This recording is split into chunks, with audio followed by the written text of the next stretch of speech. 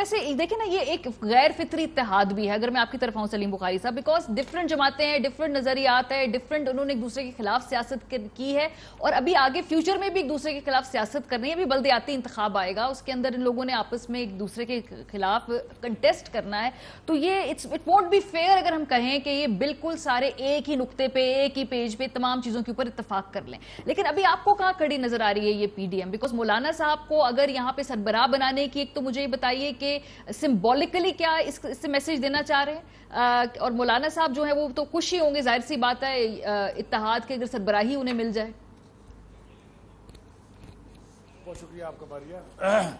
देखिए, वो कहते हैं ना कि सियासत में कोई चीज़ जो है वो हतमी नहीं होती है। आजकल एक तस्वीर चल रही है सोशल मीडिया पे, आपने भी देखी होगी, इमरान खान साहब, फजलुर रहमान साहब और काजी हुसैन अहमद साहब हाथ जोड़ के उठा के खड़े हुए हैं जी। आपको याद होगा इमरान खान साहब एमक्यूएम के खिलाफ ट्रंक लेके गए थे डॉक्यूमेंट्स का पर्चा कराने के लिए अल्ताफ हुसैन के ऊपर, वही एमक्यूएम आज उनकी इत्तेहादी है। आपको याद होगा बहुत सारे लोग जो दूसरी पार्टियों से आए थे पीटीआई में, उनसे पहले चोर और डाकू कहलाते थे इमरान खान साहब की ज़बानी, वो अब उनके वजीर हैं, उनके वजीर हैं, अब उनके स्पोक्स पर्सन भी हैं। एएनपी जो सारी ज़िंदगी जिसको जमात इस्लामी गद्दार कहती रही, अल्टीमेटली उसके साथ मिल के हुकूमत बनाई केपीके में, ये भी हमने देखा। तो सियासत में ये अलायंसेस इसी तरह से बनती टूटती रहती हैं और नई अलायंसेस बनती रहती हैं। एक बात तो ये है। दूसरी बात ये कि मौलाना फजलुर रहमान साहब को सरबराही क्यों मिल गई है, उसकी वजह उनकी पिछले धरने की परफॉर्मेंस है। जब वो इस्लामाबाद के गिर्द धरना दे के बैठे थे, एक बड़ी तादाद की कराची से उनके साथ चली थी, और वो धरना काफ़ी परेशान कुन था उस वक्त की हुकूमत के लिए। अगर चौधरी बीच में नहीं पड़ते तो वो हंगामा कुछ और सूरत इख्तियार कर सकता था। इसलिए मेरे ख्याल से चूंकि वर्कर्स उनके साथ हैं, कारकुन उनके साथ कमिटेड हैं, तो इन्होंने समझा कि चूंकि रौनक तो इन्होंने ही लगानी है, लिहाजा वो उनको मिल जाना बड़ी फितरी सी बात है। मुझे कोई ऐसी अचंभे की बात इसमें दिखाई नहीं देती है। दूसरी बात यह है कि अब आने वाला वक्त जो है उसमें ये अलायंस कायम रहने जा रही है कि नहीं, ये एक इम्पोर्टेंट सवाल है। आपको याद होगा मैंने आपके पिछले प्रोग्राम में ये कहा था कि ये इत्तेहाद जो है ये बाई चॉइस नहीं है, ये बाई कंपल्शन है।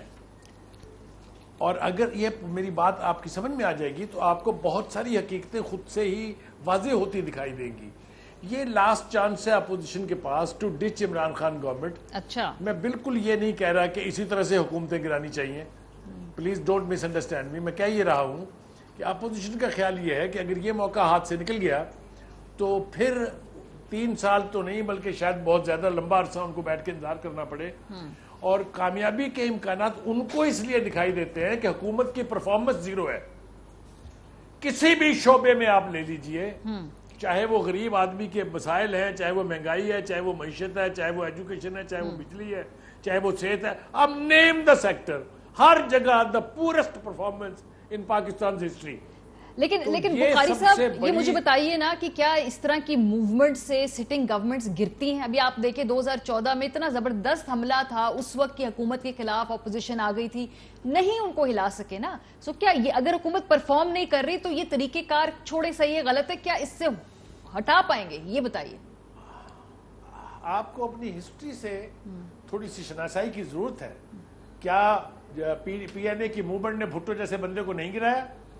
क्या आईजीआई की हुकूमत ने बेनजीर की हुकूमत खत्म नहीं की? सर उस वक्त हवा का रुख और था सर उस वक्त हवा का रुख और था, ये हवा का रुख और है, जरा थोड़े मारूजी हालात मुख्तलिफ है। हवा का रुख बदलते देर नहीं लगती, तो इसलिए ये हमें मारूजी हालात को मद्देनजर रख के कोई ना कोई एनालिसिस करना चाहिए। मेरा ख्याल ये है कि अपोजिशन को ये गलतफहमी हो सकती है या उनका अंदाजा गलत हो सकता है, लेकिन उनका ख्याल ये है कि this is the best time to launch a movement against the government. ठीक है, चलिए, this is what I want to put fourth.